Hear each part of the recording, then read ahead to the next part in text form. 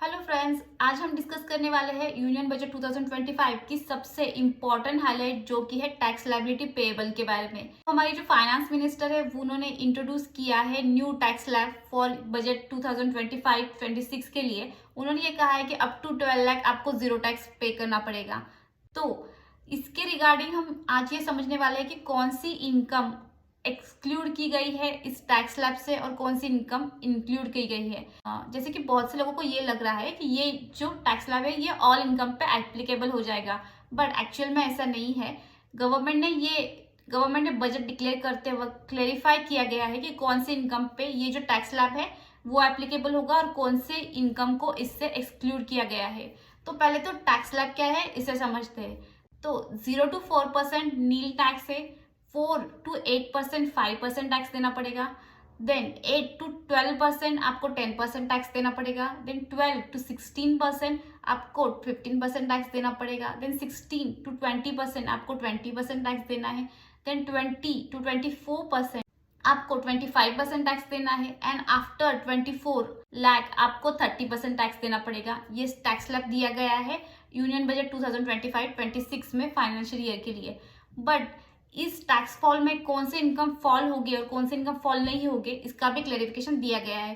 तो आज का ये टॉपिक हम इसके लिए डिस्कस कर रहे हैं क्योंकि बहुत से लोगों को इसके बारे में कंफ्यूजन है। इसके लिए ये समझते हैं, income from capital gain lotteries and other categories tax at a special rate remains ineligible for the rebate leaving many tax payer with unexpected liabilities.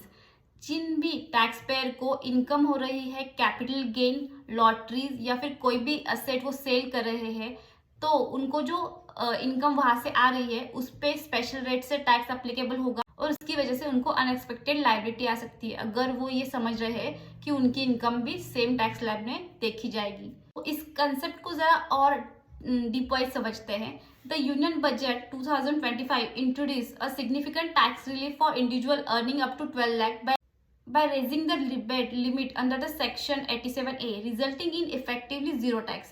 However, not all sources of income qualifies the benefit. Income from capital gain, lotteries and other categories tax at a special rate remains eligible for the rebate.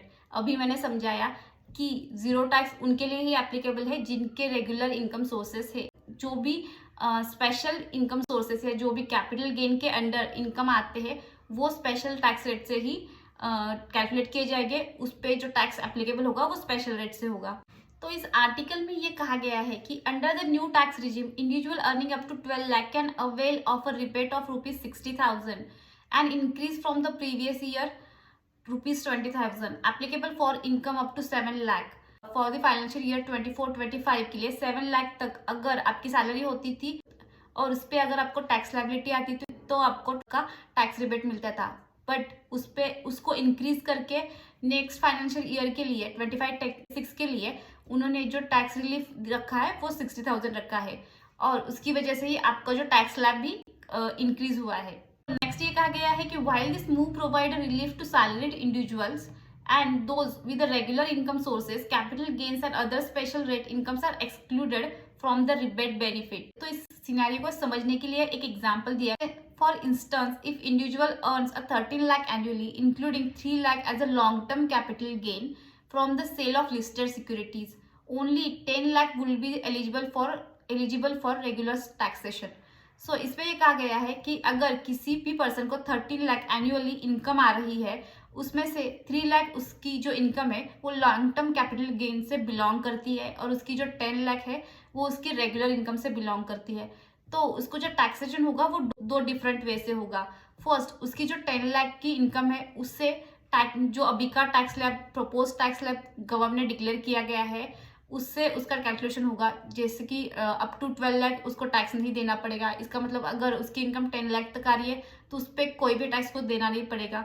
But जो उसकी different income है 3 लाख जो उसको long term capital gain से हुई है उस पर उसको टैक्स स्लैब देना पड़ेगा एट द रेट ऑफ 12.5% क्योंकि उसकी income long term capital gain से हुई है। तो यही कहा गया है कि उसकी जो अलग से इनकम 3 लाख रुपीज हुई है उसको कैपिटल गेन से, उस पे जो उसको टैक्स कैलकुलेट होगा वो 12.5% से होगा और जो भी कैलकुलेशन आ रहा है टैक्स का या फिर उसकी जो टैक्स लायबिलिटी आ रही है उस पर कोई भी उसको रिबेट नहीं मिलेगा, उसको वो टैक्स पे करना पड़ेगा गवर्नमेंट को। सो इस आर्टिकल को डिस्कस करने के बाद, या आर्टिकल में हमें क्या बताया गया है, what taxpayer should keep in mind. Taxpayer should note that the only regular income qualifies for the rebate benefits. Income from salary, interest and rental income are eligible for the rebate, but capital gain, lottery winning are tax supplementary. Budget declare किया गया है, उसमें clearly उन्होंने mention किया है कि आपको जो भी income salary, interest and rental income से आ रही है उस पे आपको टैक्स रेगुलर टैक्स स्लैब से कैलकुलेट किया जाएगा.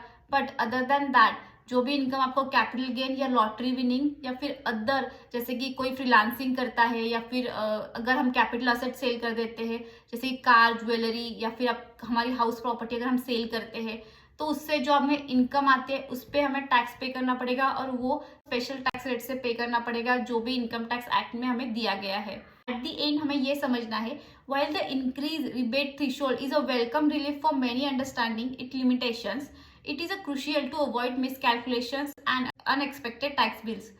Taxpayers should carefully assess their income sources and before assuming full exemption tax under the new rebate limit. तो ये जो टॉपिक आज हमने डिस्कस किया है, इसका सबसे इम्पॉर्टेंट मोटिव तो ये है कि आपको आपकी इनकम कौन सी है वो समझनी पड़ेगी, उसे बाइफरगेट करना पड़ेगा और उसकी तरह उस पर टैक्स एप्लीकेबल करना पड़ेगा. अदरवाइज आपकी इनकम कौन सी है ये ना समझ पाए, अज्यूम ये करते चलोगे कि ओके मुझे 4 लाख तक का ही प्रॉफिट हुआ है कैपिटल गेन से, तो मुझे इस पर टैक्स नहीं देना पड़ेगा. इसकी वजह से आपको at the year and unexpected tax liability government को पे करनी पड़ेगी हाई रेट अमाउंट पे. तो इसके लिए आपको पहले से ये क्लैरिफाई करना पड़ेगा कि आपको जो इनकम आपके अकाउंट में आ रही है कौन सी इनकम के अंडर आ रही है. आई होप ये आज का टॉपिक आपको समझ में आया होगा और इसके रिगार्डिंग अगर आपको कोई भी क्वेश्चन है तो आप मुझे इस वीडियो के नीचे कमेंट करके पूछ सकते हैं. So thank you for today.